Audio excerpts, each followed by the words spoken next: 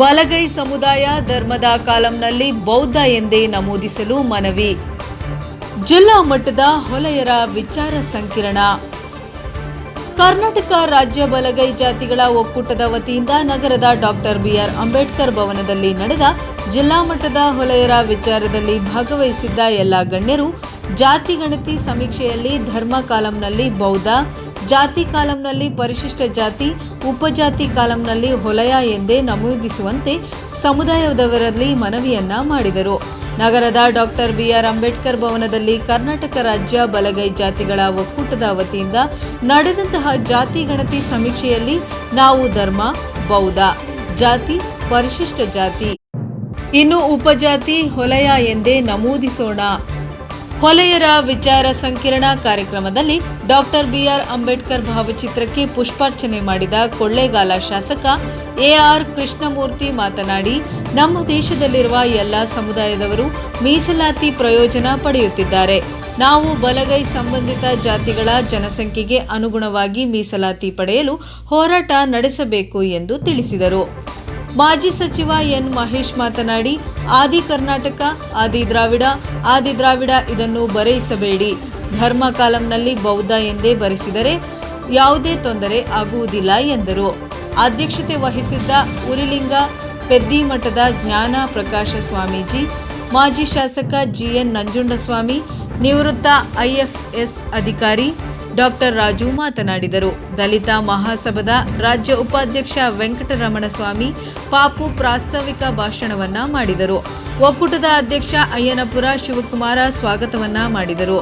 ಸಭೆಯಲ್ಲಿ ಜಿಲ್ಲಾ ಪಂಚಾಯತ್ ಮಾಜಿ ಸದಸ್ಯ ಕಮಲ್ ನಾಗರಾಜ್, ತಾಲೂಕು ಪಂಚಾಯಿತಿ ಮಾಜಿ ಅಧ್ಯಕ್ಷ ಆರ್ ಮಹದೇವ್ ಹಾಗೂ ಡಾಕ್ಟರ್ ಆರ್ ರಾಜು, ಪುರುಷೋತ್ತಮ, ನಲ್ಲೂರು ಮಹದೇವಸ್ವಾಮಿ ಮತ್ತು ನಾಗಯ್ಯ, ರಂಗಸ್ವಾಮಿ, ವೀರಭದ್ರ, ಉಮೇಶ್, ಸಿದ್ದಪ್ಪಾಜಿ, ನಾಗರಾಜು, ಗೋವಿಂದರಾಜು ಮತ್ತು ಮಂಗಲದ ಗಡಿ ಯಜಮಾನ ರಂಗಸ್ವಾಮಿ, ಹರ್ದನಹಳ್ಳಿ ಗಡಿ ಯಜಮಾನ ರವಿಕುಮಾರ್, ಹೊಂಗನೂರು ಗಡಿ ಯಜಮಾನ ಈರಣ್ಣ, ಚಾಮರಾಜನಗರ ಗಡಿ ಯಜಮಾನ ನಾಗರಾಜು, ಕಟ್ಟೆ ಯಜಮಾನ ಪಾಪಯ್ಯ, ಸೋಮಣ್ಣ ಇತರರು ಭಾಗವಹಿಸಿದ್ದರು. ವರದಿ ಹೊಮ್ಮ ನಂಜುಂಡ ನಾಯಕ, ಪ್ರಜಾಪವರ್ ಟಿವಿ, ಚಾಮರಾಜನಗರ.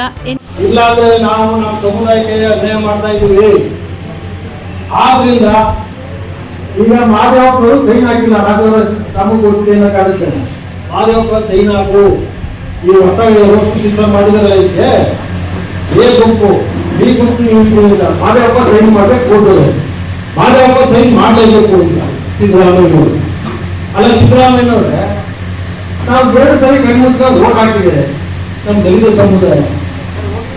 ನೀವು ಒಂದ್ ಕಡೆ ಬಿಜೆಪಿಯವರಿಗೆ ನಾವು ಅವ್ರ ಬಗ್ಗೆ ನಮ್ಗಿಂತ ದೂರ ಅಂತೇಳಿ ಅವರು ಕೂಡ ಏನೇ ಮಾಡಿದ್ರೆ, ನೀವು ನಮ್ದೇ ಪಕ್ಷ ಅಂತೇಳಿ ನಮ್ಮ ಸಮುದಾಯ ಓಟ್ ಹಾಕಿದ್ರೆ, ನೀವು ನಮ್ಮ ವಿರುದ್ಧ ನಿಂತ್ಬಿಟ್ರೆ ನಾವು ಬಂದವರು ಏನೇನು ಒಂದು ಯೋಚನೆ ಮಾಡಬೇಕಂತೆ ಸ್ವಾಮೀಜಿಯವರು ಹೇಳಿದ್ರು. ಇಲ್ಲ, ಅಂಬೇಡ್ಕರ್ ಜಾತಿಯ ಕಾಲಮಲ್ಲಿ ಪರಿಶಿಷ್ಟ ಜಾತಿ, ಉಪಜಾತಿಯ ಕಾಲಮಲ್ಲಿ ವಲಯ. ನಮ್ಮ ಚಾಮರಾಜನಗರ ಜಿಲ್ಲೆಯಲ್ಲಿ ಚಲವಾದಿ ಅನ್ನೋ ಪದ ಬಳಕೆ ಬೇರೆ ರೀತಿ. ರಾಜು ಸಾಹೇಬರಿಗೆ ಗೊತ್ತಿದೆ, ಇಲ್ಲಿ ಬೇರೆ ರೀತಿ. ಚಲವಾದಿ ಅಂದ್ರೆ ಹತ್ರ ಚೀಫ್ ಯಜಮಾನ ಅಂತ ಕರಿತೀವಿ. ಅವನು ಕುಲ ಸೇರ್ಸಕ್ಕೆ ಸಾಲ ಅಂತ ಕೆಲಸ ಮಾಡ್ತಾನೆ. ಆ ಚಲವಾದಿ ಅನ್ನೋ ಪದ ಎಲ್ಲಿಂದ ಬಂತು ಅಂದ್ರೆ ಕುಲವಾಡಿ ಅನ್ನೋ ಪದದಿಂದ ಬಂದಿದೆ. ಕುಲವಾಡಿ ಯಾರಂತಂದ್ರೆ ಇಟ್ಸ್ ಎ ವಿಲೇಜ್ ಸರ್ವೆಂಟ್. ಹಾಗಾಗಿ ಈ ಭಾಗದಲ್ಲಿ ಆದರೆ ನೀವು ತುಮಕೂರು ದಾಟಿ ಚಿತ್ರದುರ್ಗ, ದಾವಣಗೆರೆ, ಧಾರವಾಡ ಈ ಕಡೆ ನಮ್ಮ ಸಮುದಾಯದ ಮುಖಂಡಗಳು ಸೇರಿಸಿದ್ದಾರೆ ಅಂತ ಹೇಳಿ ಕೂಡಲೇ ಶ್ರೀಗಳು ಹೇಳಿದ್ರು. ಅದೇ ಇನ್ನೊಂದು ದುಃಖದ ಸಂಗತಿ, ಅದೇ ಕೋಲಾರ ಜಿಲ್ಲೆಯ ಕೆಜಿಎಫ್ನಲ್ಲಿ ಸುಮಾರು 7,000 ನಮ್ಮ ಸಮುದಾಯದವರು ಕ್ರೈಸ್ತರಿಗೆ ನಾವು ಸೇರ್ಕೊಂಡಿದ್ದೀವಿ ಅಂತ ಹೇಳಿ ಹೇಳಿದ್ದಾರೆ. ಆ ಕ್ರೈಸ್ತ ಮತ್ತು ಬೇರೆ ಧರ್ಮಗಳಿಗೆ ಮುಸ್ಲಿಂಗೆ ಹೋದ್ರೆ ನಮಗೆ ಸಿಗುವಂತ ಸೌಲಭ್ಯಗಳು ಸಿಗೋದಿಲ್ಲ. ಇದು ಶಾಸನಬದ್ಧವಾಗಿ ನಮಗೆ ಕೊಡ್ತಾಗಿರ್ತಕ್ಕಂಥದ್ದು. ಹಾಗಾಗಿ ನಮ್ಮ ಊರ ಜಾತಿ ವಲಯ ಅಂತ ಸೇರಿಸಬೇಕು. ನಮ್ಮ ಧರ್ಮ ಯಾವುದು ಅಂತ ಹೇಳಿದ್ರೆ ಬೌದ್ಧ ನಂತರ ಆಯೋಗದ ಅಧಿಕಾರಿಗಳು ಅದು ಯಾವುದೂ ಕೂಡ ಪರಿಪಕ್ವವಾಗಿ ಪರಿಪೂರ್ಣವಾಗಿ ಮಂಡಿಸಿ ಇವತ್ತು ಜನತೆಯನ್ನು ಇವತ್ತು ಮಂಡಿಸುವಂತವರಲ್ಲಿ ಸರ್ಕಾರ ಮುಂದೆ ಬಹಳಷ್ಟು ಹೋರಾಟಗಳು ನಡೆದಿದೆ.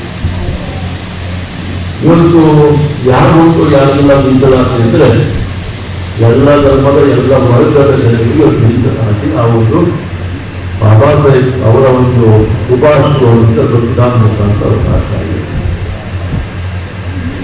ಎಲ್ಲರೂ ಸಹ ಜಾತಿ ಪರವಾಗಿ ವಾದ ಮಾಡ್ತಾರೆ, ಹೋರಾಟ ಮಾಡ್ತಾರೆ, ನ್ಯಾಯ ಕೊಡಬೇಕು ಅಂತಕ್ಕಂಥದ್ದು. ನಮ್ಮ ಬಳಗ ಸಮುದಾಯನೂ ಅದೇ ರೀತಿ ನಮ್ಮ ಹೋರಾಟಗಳು. ಇಡೀ ರಾಜ್ಯಾದ್ಯಂತ ಮನೆ ಜ್ಞಾನಪ್ರಕಾಶ ಸ್ವಾಮೀಜಿಯವರ ಮುಂದಾಳ ಅವರ ಮಾನಸಿಕ ಆಶೀರ್ವಾದದಿಂದ ಅನೇಕ ವಿಚಾರಗಳ ವಿಷಯದಲ್ಲಿ ಅವರ ಮುಂದಾಳತ್ವದಲ್ಲಿ ಅವರ ಮಾರ್ಗದರ್ಶನದಲ್ಲಿ ನಮ್ಮ ಏನು ಕರ್ನಾಟಕ ರಾಜ್ಯ ಬಳಗ ಇಲಾಖೆ ಒಕ್ಕೂಟ ನಾವು ಸ್ಥಾಪನೆ ಮಾಡಿಕೊಂಡಿದ್ದೇವೆ. ಆ ಒಂದು ಒಕ್ಕೂಟದ ಮುಖಾಂತರ ಇವತ್ತು ಬದಲಾವಣೆ ಪತ್ರಿಕೆಯಲ್ಲಿ ಒಂದು ತಾವು ಗಮನಿಸಿರ್ಬೋದು, ಕರ್ನಾಟಕ ರಾಜ್ಯದ ಬಳಗ ಸಮುದಾಯ ಇವರು ಒಂದು ಹೇಳಿದೆ. ಇಲ್ಲಿ ಮಾತಾಡಿರ್ತಕ್ಕಂಥ ಅನೇಕ ವಿಚಾರಗಳು ಅವರು ದಾಖಲೆ ಮಾತಾಡಿರ್ಬೋದು. ಆದರೆ ಮೊನ್ನೆ ಮಾನ್ಯ ಜ್ಞಾನಪ್ರಕಾಶ ಸ್ವಾಮೀಜಿಯವರ ಒಂದು ಸಾನ್ನಿಧ್ಯದಲ್ಲಿ, ಕೆಲವಾದಿ ಮಹಾಸ್ವಾಮಿಗಳ ಸಾನ್ನಿಧ್ಯದಲ್ಲಿ, ಬಂದೇಜಿಗಳ ಸಾನ್ನಿಧ್ಯದಲ್ಲಿ ಕೆಲವರು ನಾನು ಮತ್ತು ನರೇಂದ್ರ ಸ್ವಾಮಿ ಹಾಲಿ ಶಾಸಕರು ಭಾಗವಹಿಸಿದ್ವಿ. ಇದೆಲ್ಲ ಮಾಜಿ ಸಚಿವರು, ಮಾಜಿ ಶಾಸಕರು ಭಾಗವಹಿಸಿದ್ವಿ. ಅಂತಿಮವಾಗಿ ನಮ್ಮ ಬಲಗೆ ಒಕ್ಕೂಟ, ರಾಜ್ಯದ ಒಕ್ಕೂಟ ಇದೆ. ಇವತ್ತು ಪ್ರಜಾವಾಣಿ ಸಂಪೂರ್ಣ ಕೂಟದಲ್ಲಿ ಒಂದು ದಿವಸ ಇದನ್ನ ಪ್ರಕಟಿಸಿದ್ದಾರೆ. ಯಾರೂ ಕೂಡ ಏನು ನರೇಂದ್ರ ಸ್ವಾಮಿ ಅವರ ಅರ್ಥದಲ್ಲಿ ಮಾತಾಡಿರ್ಬೋದು, ಮಹೇಶ್ವರ್ ಅವರ ಭಾರತದ ಪ್ರಜೆಗಳಾದ ನಾವು ಭಾರತವನ್ನು ಸಾರ್ವಭೌಮ ಸಮಾಜವಾದಿ ಜಾತ್ಯತೀತ ಪ್ರಜಾಸತ್ತಾತ್ಮಕ ಗಣರಾಜ್ಯವನ್ನಾಗಿ ರೂಪಿಸುವುದಕ್ಕಾಗಿ ಭಾರತದ ಎಲ್ಲಾ ಪ್ರಜೆಗಳಿಗೆ ಸಾಮಾಜಿಕ ನ್ಯಾಯ, ಸಾಮಾಜಿಕ, ಆರ್ಥಿಕ ಮತ್ತು ರಾಜಕೀಯ ನ್ಯಾಯವನ್ನು ವಿಚಾರ, ಅಭಿವ್ಯಕ್ತಿ, ನಂಬಿಕೆ, ಧರ್ಮ ಮತ್ತು ಉಪಾಸನೆಯ ಸ್ವಾತಂತ್ರ್ಯವನ್ನು, ಸ್ವಾಭಿಮಾನ ಮತ್ತು ಅವಕಾಶಗಳ